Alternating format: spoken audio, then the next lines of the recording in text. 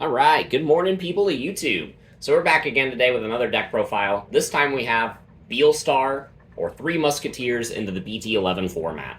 So this is a deck that a lot of people counted out. Everybody said that because of the new Tamer, this deck just straight up loses to Blackwargreymon. I'm here to tell you that that's not actually true. Yes, that matchup still isn't in your favor, but you can tech against it. And you're actually benefited by teching against it because this deck already beats some of the other things in the format. This deck already had a really good time into Melga. It beats Grandis, it beats Examon, and some of those decks are the decks that people think have a chance against Blackwargreymon at Nationals. So this was one of the decks that I was considering playing before I was unable to attend Nats. And this is a deck that I think that if I would have entered and I had just, a teensy bit of good luck, I would have had a very strong showing and potentially even top the event. I really, really believe in this deck. I think it's very, very strong. And yeah, well, without further ado, we'll go ahead and get into some of the card by cards. If you guys like this kind of content, make sure you guys like and subscribe.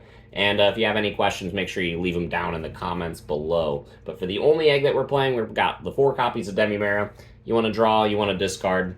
That's a good egg, and it will be the best egg in purple for quite some time.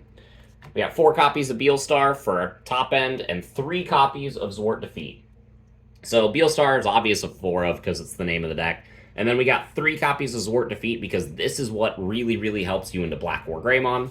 Blowing up Yuya so they can only have that effect for the 1 turn is very strong.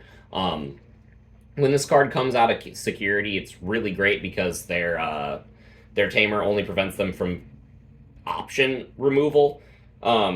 And so they're actually forced to use the X antibody in their sources if they try to block this.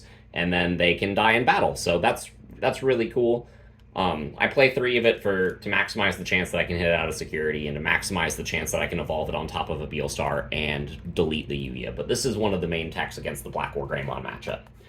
So for the rookies, I got 4 copies of Ignitemon. If you didn't see the combo video I just put out, Ignitemon plus Zwart Defeat is how you consistently beat that matchup.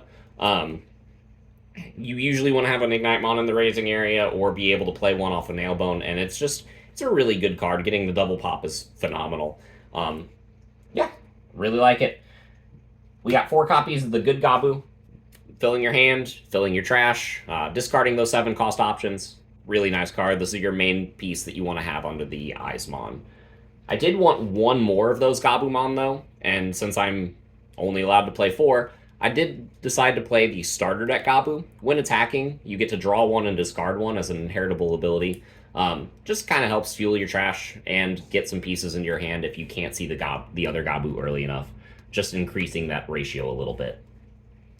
Next, for the Floodgates, 3 copies of Gazi. They block Memory Boost, very strong, and 2 copies of Psychmon. Crossheart's big in the format again, so is things like Blue Flare. The new Merva Loop deck is pretty strong, so Psychmon's a good card. I do like playing 14 rookies because you do really have to see a rookie or 2 early. Sometimes in my testing, 14 hasn't even been enough, but yeah, I definitely wouldn't go any less than 14 in iterations of this style of deck. For the level 4s, we got 4 copies of Eismon Scatter Mode, your main source of draw power. We got the 1-ofs, the 1-of Ginkaku, good for rush off a Nailbone. We got 1 Vilemon, good to play off a Nailbone and to set up in case you are losing. And then we got the 1 copy of Doberman. This card is in here as the same logic as the starter deck Gabu. Eismon Scatter Mode is really, really important, and I wanted to play 5 copies of this card. So the best thing I could do would be to add a copy of Doberman, so that I could potentially, get some good mills. This card also serves the purpose of being able to add back the Beelstar from the trash. So I really think this card kind of replaces Drachmon in the list, because Drachmon's main purpose was to get back the Calling from the Darkness so that you could recycle your Beelstars that way. And that is a little bit slow. Doberman is a little bit more consistent just for being a discard outlet as well as fetching those pieces back. It's just a really nice card. I do really like this level 4 lineup. The only card that I'm considering adding is the Dark Rizamon that just came out in BT11. Retaliation and on deletion, draw 1, discard 1. It just seems a little bit underwhelming. I think I would only decide to include that in the list if I was opting to tech a Mervamon as well, which is something that I am toying around with, but I wouldn't have done until after Nationals, obviously. Too little time to play test that right now. For the Tamers and options. Starting off with the Tamers, we got one copy of Kyo. Blue Source, it's a memory tamer. This card is pretty important. Can get some draw power, but that is pretty inconsistent. And then we got 3 copies of the Matansora. So this card is one of the main ways that we are accruing so much memory into the Blackwargreymon matchup. This card kind of allows us to be able to play the Beelstar, evolve it into the Sword Defeat, and then get the memory to swing still on our turn. This card is very nice. Also, it is blue and red, so being able to use our blue and our red options is great. I really do like this card, and I do like this ratio. I wouldn't play any less than 4 Tamers moving forward, just because we do have Tamer hate in the game now. In the past, you could get away with only playing 3 in this list. Not so much anymore. Not so much. For the options, 1 of Calling. I'm only allowed to play 1. We got 2 copies of Mist Memory Boost. God, I hate this card, but it's so necessary. You really do want a memory boost sometimes, and this is kind of the best one that we have access to.